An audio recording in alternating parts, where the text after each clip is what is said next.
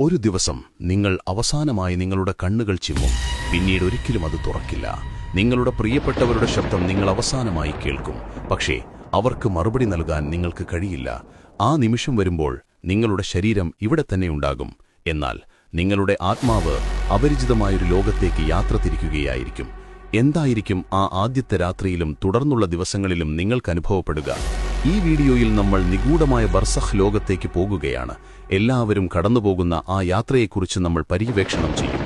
എന്നാൽ ഒരാൾക്കതിനെക്കുറിച്ച് കൃത്യമായി അറിയാമായിരുന്നു: നമ്മുടെ പ്രവാചകൻ മുഹമ്മദ് നബി സ്വല്ലല്ലാഹു അലൈഹി വസല്ലം. ഏറ്റവും നൂതനമായ സാങ്കേതികവിദ്യയുടെ സഹായത്തോടെ മരണാനന്തരമുള്ള ഓരോ നിമിഷവും നമ്മളിവിടെ പുനരാവിഷ്കരിക്കുകയാണ്. നിങ്ങൾ കാണുന്നത് ട്രൂ ഹിസ്റ്ററി സിനിമ. അദൃശ്യമായ ഈ ലോകത്തെക്കുറിച്ചുള്ള അറിവുകൾ നഷ്ടപ്പെടാതിരിക്കാൻ ഇപ്പോൾ തന്നെ ചാനൽ സബ്സ്ക്രൈബ് ചെയ്യുക. നിങ്ങൾ തയ്യാറാണെങ്കിൽ നമുക്ക് തുടങ്ങാം. നമ്മുടെ പ്രവാചകൻ പറഞ്ഞു, എല്ലാ ആത്മാവും മരണം രുചിക്കുക തന്നെ ചെയ്യും. ഇപ്പോഴിതാ ആ നിമിഷം വന്നെത്തിയിരിക്കുന്നു. വർഷങ്ങളായി നിങ്ങൾ നീട്ടിവെച്ച, ഒരിക്കലും വരില്ലെന്ന് നിങ്ങൾ കരുതിയ ആ നിമിഷം, അവസാന ശ്വാസം. നിങ്ങളുടെ നാവിന് സംസാരിക്കാൻ കഴിയുന്നില്ല. കണ്ണുകൾ ഒരൊറ്റ ബിന്ദുവിൽ ഉറച്ചുപോകുന്നു. ഹൃദയം അവസാനമായൊന്നു മിടിക്കുന്നു, പിന്നെ നിലയ്ക്കുന്നു. കാലിന്റെ വിരലുകളിൽ നിന്ന് ഒരു തണുപ്പ് തുടങ്ങി ശരീരമാകെ പടരുന്നു. ഇതൊരു സാധാരണ തണുപ്പല്ല. ആത്മാവ് ശരീരത്തിൽ നിന്ന് വേർപെടാൻ പോകുന്നുവെന്നതിന്റെ ലക്ഷണമാണത്. മൂസാ നബി അലൈഹിസ്സലാം മരണത്തെ വിശേഷിപ്പിച്ചത് ഇപ്രകാരമാണെന്ന് നിവേദനം ചെയ്യപ്പെടുന്നു: ജീവനോടെയുള്ള ഒരു പക്ഷിയെ ചുട്ടുപഴുത്ത ചട്ടിയിലിട്ടാൽ അത് രക്ഷപ്പെടാൻ ചിറകടിക്കുന്നതുപോലെയാണ് മരണം. ആത്മാവ് പാദങ്ങളിൽ നിന്ന് കാലുകളിലേക്കും, അവിടെ നിന്ന് വയറിലേക്കും, നെഞ്ചിലേക്കും, അവസാനം തൊണ്ടക്കുഴിയിലേക്കും എത്തുന്നു. സൂറത്തുൽ വാഖിയയിൽ അല്ലാഹു പറയുന്നു: ആത്മാവ് തൊണ്ടക്കുഴിയിലെത്തുമ്പോൾ ആ സമയത്ത് മരിക്കുന്ന വ്യക്തിയെ നോക്കി നിൽക്കുന്നവരെ, നിങ്ങളെക്കാൾ അവനുമായി ഏറ്റവും അടുത്തത് നാമാണ്, പക്ഷെ നിങ്ങളത് കാണുന്നില്ല. ഈ സമയം ശരീരത്തിലെ ഓരോ കോശവും വേദന കൊണ്ട് പൊളയുകയാണ്. നനഞ്ഞ കമ്പിളിയിൽ നിന്ന് മുള്ളുള്ള കൊമ്പ് വലിച്ചെടുക്കുന്നതുപോലെയാണ് ആത്മാവിന്റെ വേർപാട്. ഈ പോരാട്ടത്തിനിടയിൽ ഇരുണ്ട ഒരു രൂപം നിങ്ങളുടെ അരികിൽ പ്രത്യക്ഷപ്പെടുന്നു. അത് മറ്റാരുമല്ല, ശൈത്താൻ അഥവാ പിശാചാണ്. ജീവിതകാലം മുഴുവൻ നിങ്ങളെ വഴിതെറ്റിക്കാൻ ശ്രമിച്ച അവൻ അവസാനമായി ഒരിക്കൽ കൂടി വരുന്നു. അവൻ നിങ്ങളുടെ വിശ്വാസത്തെ തകർക്കാൻ ശ്രമിക്കും. എന്നെ വിശ്വസിക്കൂ, ഈ മതം ഉപേക്ഷിക്കൂ എന്നവൻ മന്ത്രിക്കും. പക്ഷേ ആരാണോ ജീവിതത്തിൽ അല്ലാഹുവിനെ മുറുകെ പിടിച്ചത്, അവനെ അല്ലാഹു സഹായിക്കും. ഹദീസിൽ പറയുന്നതുപോലെ, നിങ്ങൾ എങ്ങനെ ജീവിച്ചുവോ അങ്ങനെ മരിക്കും. വിശ്വാസത്തോടെ ജീവിച്ചവർക്ക് പിശാചിന്റെ വസ്വാസ് ഏൽക്കില്ല. ഇവിടെ വെച്ച് മനുഷ്യർ രണ്ടായി തിരിയുന്നു. വിശ്വാസമില്ലാതെ മരിക്കുന്നവർക്ക് മരണം അങ്ങേയറ്റം വേദനാജനകമാണ്. മലക്കുകൾ വിളിച്ചു പറയും: പുറത്തുവരൂ, ദുഷിച്ച ആത്മാവേ, നരകത്തിന്റെ ശിക്ഷയിലേക്ക് പുറത്തുവരൂ.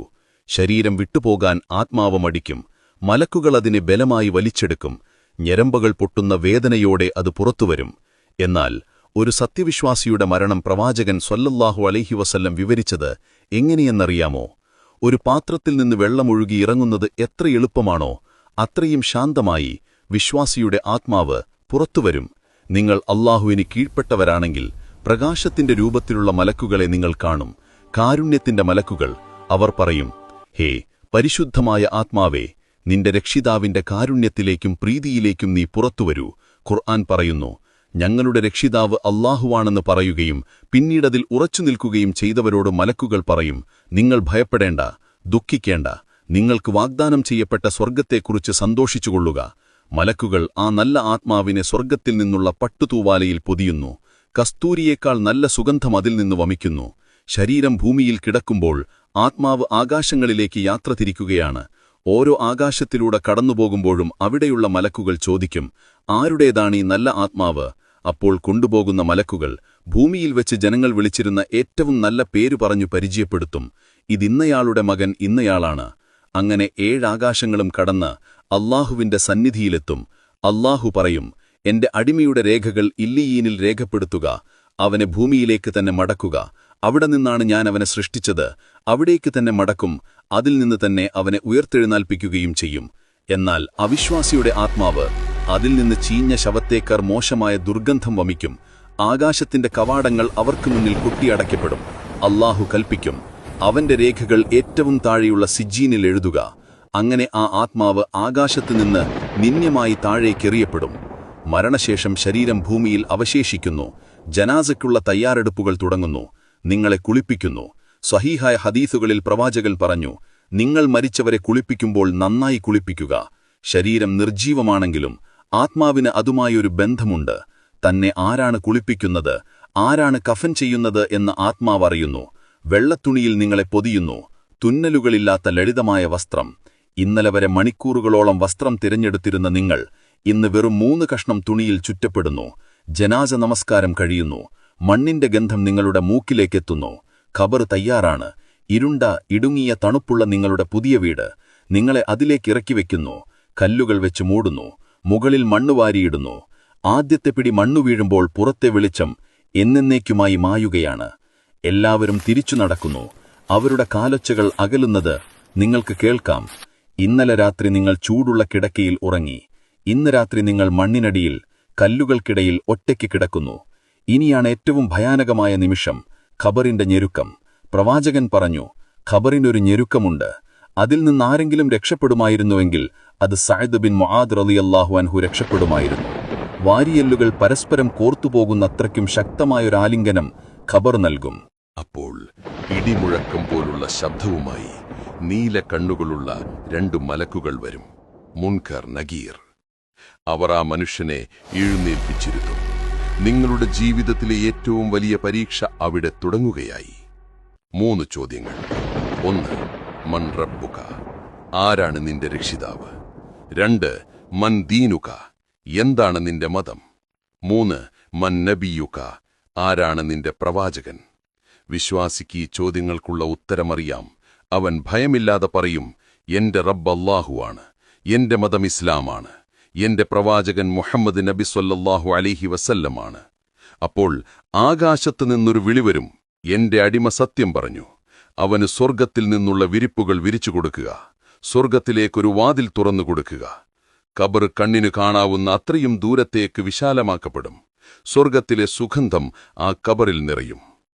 എന്നാൽ ജീവിതം പാഴാക്കിയവന്റെ അവസ്ഥയോ? അവൻ ഭയത്തോടെ പറയും, എനിക്കറിയില്ല, എനിക്കറിയില്ല. അപ്പോൾ ആകാശത്തു നിന്ന് വിളിവരും, ഇവൻ കളവു പറഞ്ഞു. നരകത്തിൽ നിന്നുള്ള വിരിപ്പുകൾ ഇവന് നൽകുക, നരകത്തിലേക്കൊരു വാതിൽ തുറന്നുകൊടുക്കുക. നരകത്തിലെ കൊടും ചൂടും വിഷക്കാറ്റും ആ ഖബറിലേക്ക് അടിച്ചുകൊണ്ടേയിരിക്കും.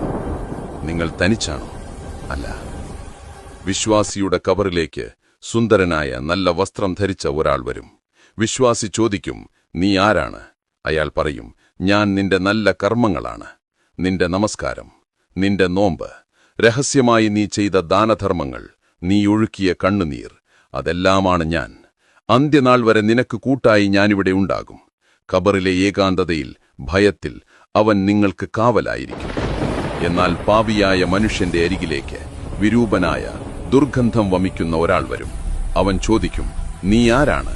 അയാൾ പറയും, ഞാൻ നിന്റെ ചീത്ത കർമ്മങ്ങളാണ്, നീ ഉപേക്ഷിച്ച നമസ്കാരങ്ങൾ, നീ പറഞ്ഞ നുണകൾ, നീ ചെയ്ത വഞ്ചനകൾ, അതെല്ലാമാണ് ഞാൻ.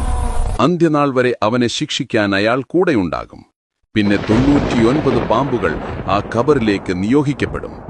അവയുടെ വിഷം എത്ര കഠിനമാണെന്നാൽ അതിലൊന്ന് ഭൂമിയിൽ ഊതിയാൽ പിന്നീട് അവിടെ പുല്ല് കിളിക്കില്ല എന്ന് പ്രവാചകൻ പറഞ്ഞു. അന്ത്യനാൾ വരെ ഈ ശിക്ഷ തുടരും. ശാരീരികമായ ഖബറിനപ്പുറം ആത്മാവ് ബർസഖ് എന്ന ലോകത്തായിരിക്കും. ഇഹലോകത്തിനും പരലോകത്തിനും ഇടയിലുള്ളൊരു പാനമാണത്. അവിടെ എന്താണ് സംഭവിക്കുന്നത്? ഹദീഥുകളിൽ വളരെ വ്യക്തമായി പറയുന്നുണ്ട്. ഒരു വിശ്വാസി മരിച്ചു കഴിഞ്ഞാൽ നേരത്തെ മരിച്ച മറ്റു വിശ്വാസികളുടെ ആത്മാക്കൾ അവനെ കാണാൻ വരും. പ്രവാസത്തിൽ നിന്നൊരാൾ നാട്ടിൽ വരുമ്പോൾ നമ്മൾ ഓടിക്കൂടുന്നത് പോലെ അവർ അവന് ചുറ്റും കൂടും. അവർ ചോദിക്കും, ഭൂമിയിൽ ഇന്നയാൾ എന്തു ചെയ്യുന്നു? അയാൾ വിവാഹം കഴിച്ചോ? അയാൾക്ക് സുഖമാണോ? അക്കൂട്ടത്തിൽ ഒരാളെക്കുറിച്ച് പുതിയ ആൾ പറയും, അയാൾ മരിച്ചല്ലോ, അയാൾ നിങ്ങളുടെ അടുത്തേക്ക് വന്നില്ലേ? അപ്പോൾ അവർ സങ്കടത്തോടെ പറയും, എങ്കിൽ അവൻ നമ്മുടെ അടുത്തേക്കല്ല, അതായത് സ്വർഗത്തിലേക്കല്ല, ഹാവിയയിലേക്കാണ്, നരകത്തിലേക്കാണ് പോയത്. മരിച്ചവർക്ക് നമ്മളെ അറിയാൻ കഴിയുമോ? ബദർ യുദ്ധത്തിനു ശേഷം മരിച്ചവരോട് പ്രവാചകൻ സംസാരിച്ചത് ചരിത്രത്തിലുണ്ട്. ഉമർ റളിയല്ലാഹു അൻഹു ചോദിച്ചപ്പോൾ നബി പറഞ്ഞു, ഞാൻ പറയുന്നത് നിങ്ങളെക്കാൾ വ്യക്തമായി അവർ കേൾക്കുന്നുണ്ട്, പക്ഷെ അവർക്ക് മറുപടി പറയാൻ കഴിയില്ലെന്നേ ഉള്ളൂ എന്ന്. അതുകൊണ്ടാണ് നമ്മൾ ഖബർസ്ഥാൻ സന്ദർശിക്കുമ്പോൾ സലാം പറയുന്നത്. ഷഹീദുകളായ ആളുകളുടെ ആത്മാക്കൾ പച്ചക്കിളികളുടെ ഉള്ളിലായി സ്വർഗത്തിലൂടെ പറന്നു നടക്കുമെന്ന് പ്രവാചകൻ പറഞ്ഞിട്ടുണ്ട്. പ്രിയപ്പെട്ടവരെ, ബർസഖ് ലോകത്ത് കിടക്കുന്നവർക്ക് സ്വയം ഒന്നും ചെയ്യാൻ കഴിയില്ല. അവരുടെ അമൽ ബുക്ക് അഥവാ കർമ്മ പുസ്തകം അടക്കപ്പെട്ടു. ഇനി അവർക്ക് പ്രതീക്ഷയുള്ളത് നിങ്ങളിലാണ്, ജീവിച്ചിരിക്കുന്നവരിൽ. ഖബറിൽ കിടന്നവർ ആഗ്രഹിക്കുന്നുണ്ടാകും, എന്റെ മകൻ എനിക്ക് വേണ്ടി ഒന്ന് പ്രാർത്ഥിച്ചിരുന്നെങ്കിൽ, എന്റെ പേരിൽ ഒരു പാവപ്പെട്ടവന് ഭക്ഷണം നൽകിയിരുന്നെങ്കിലെന്ന്. മരിച്ചവർക്ക് വേണ്ടി 40 ദിവസമല്ല, എന്നും നമ്മൾ പ്രാർത്ഥിക്കണം. പ്രവാചകൻ പഠിപ്പിച്ചു തന്ന മരിച്ചവർക്ക് ഏറ്റവും ഉപകരിക്കുന്ന കാര്യങ്ങളിവയാണ്. 1. സ്വദഖത്തുൽ ജാരിയ. ഒരു പള്ളി നിർമ്മിക്കാൻ സഹായിക്കുക, ജനങ്ങൾക്ക് വെള്ളം കുടിക്കാൻ ഒരു കിണർ കുഴിക്കുക, ഒരു മരം നടുക, അല്ലെങ്കിൽ ഖുർആൻ വഖഫ് ചെയ്യുക. നിങ്ങൾ മരിച്ചവർക്ക് വേണ്ടി ഒരു കിണർ കുഴിച്ചാൽ അതിൽ നിന്ന് ഓരോ തുള്ളി വെള്ളം ആരെങ്കിലും കുടിക്കുമ്പോഴും അതിന്റെ കൂലി ആ ഖബറിലേക്ക് എത്തിക്കൊണ്ടിരിക്കും. 2. നല്ല സന്താനങ്ങളുടെ പ്രാർത്ഥന. ഇതാണ് ഏറ്റവും പ്രധാനം. ഒരു മകൻ അല്ലെങ്കിൽ മകൾ കണ്ണീരു കലർന്നുകൊണ്ട് റബ്ബിർഹംഹുമാ കമാ റബ്ബയാനി സ്വഗീറ എന്ന് പ്രാർത്ഥിക്കുമ്പോൾ സ്വർഗത്തിൽ ആ മാതാപിതാക്കളുടെ പദവികൾ ഉയർത്തപ്പെടും. അവർ ചോദിക്കും, അല്ലാഹുവേ, ഇതെനിക്കെവിടെ നിന്ന് കിട്ടി? അല്ലാഹു പറയും, നിന്റെ മകൻ നിനക്കു വേണ്ടി പാപമോചനം തേടിയതിന്റെ ഫലമാണിത്. 3. ഖുർആൻ പാരായണം, പ്രത്യേകിച്ച് സൂറത്തുൽ മുൽക്ക്. എല്ലാ രാത്രിയിലും ഇതോതുന്നത് ഖബറിലെ ശിക്ഷയിൽ നിന്ന് സംരക്ഷണം നൽകുമെന്ന് പ്രവാചകൻ പറഞ്ഞിട്ടുണ്ട്.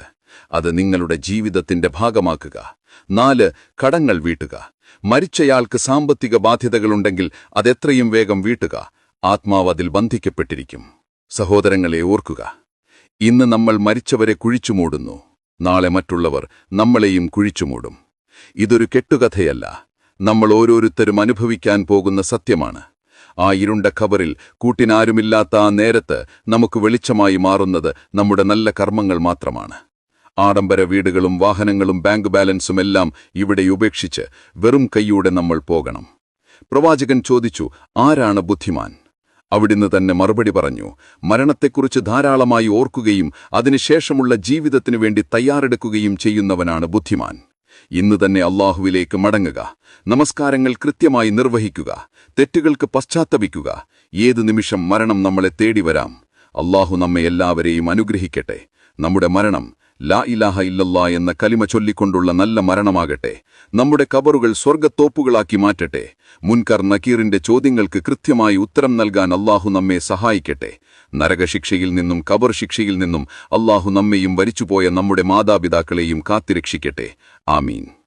അടുത്ത എപ്പിസോഡിൽ ബർസഖ് ലോകത്തിന് ശേഷം സംഭവിക്കുന്ന ഏറ്റവും വലിയ ദിവസത്തെക്കുറിച്ച്, അന്ത്യനാളിനെക്കുറിച്ച് നമുക്ക് സംസാരിക്കാം. നിങ്ങൾക്ക് ഈ വീഡിയോ ഇഷ്ടപ്പെട്ടെങ്കിൽ ഈ അറിവ് മറ്റുള്ളവരിലേക്ക് എത്തിക്കാൻ ഇത് ഷെയർ ചെയ്യുക. മറ്റൊരാത്മാവിനെ വെളിച്ചത്തിലേക്ക് നയിക്കാൻ അത് കാരണമായേക്കാം. അസ്സലാമു അലൈക്കും വറഹ്മത്തുള്ളാഹി വബറകാതുഹു.